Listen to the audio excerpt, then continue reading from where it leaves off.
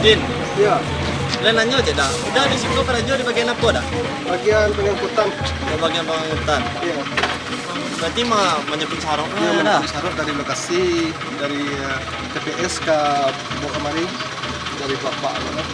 Ini kira-kira dari jam berapa sampai jam berapa dia itu dah? Dari jam 3, ada yang jam 3 tadi. Jam 3 sampai jam 7 harus kosong lokasi. Oh, harus kosong dah. Ya, Oh, jadi itu dah. Harapan udah untuk kedepannya Pak ada. harapan maksudnya untuk kerja kok Ya, untuk yang lebih baiknya. kesejahteraannya lah gitu. Oh, Kesejahteraan supaya apa namanya itu kesejahteraan anggota lah. jadi Lebih sejahtera anggota ya. di kesejahteraan anggota ya dah. Iya.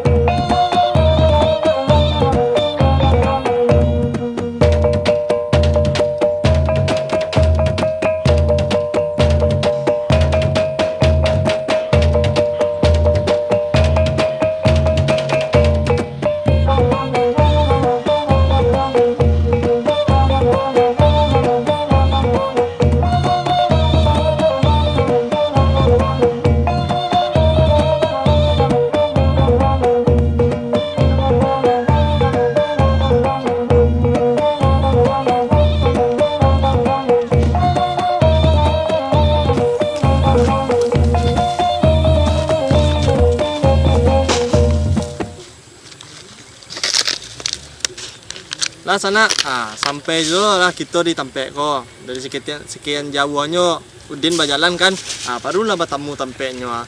Tadi Udin lah bersobok tadi jawab Pak Jamaah, Pak Ustaz Jamaah, ala cerita-cerita tadi, bah Tampek Eko, bah pengolahannya. Jadi di sana pesan untuk Udin kadun sana, jangan pernah membuang saruk sembarangan. Buang saruk pada tempatnya. Aku contohnya kan buang saruk siko mana Tampek gadangnya kan. Ada lah sana. Kalau itu Udin pamit dulu undur diri.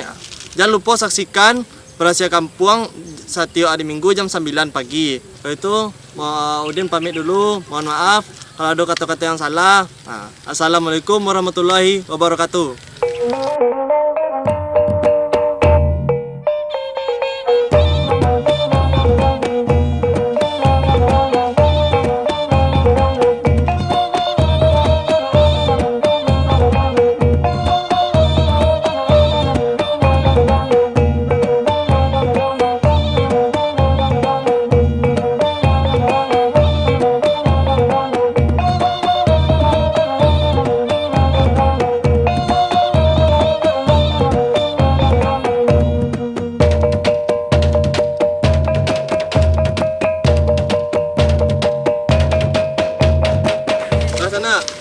Ini Udin lah bersobok je kawan baru lah.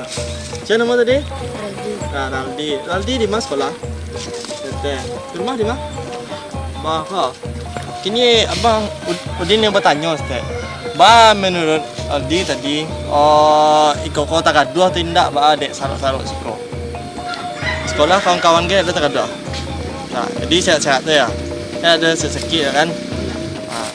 Ya kalau itu jalan nak ke bawah dulu lah. Dari sana jangan mahkamah tetap di Rahasia Kampung.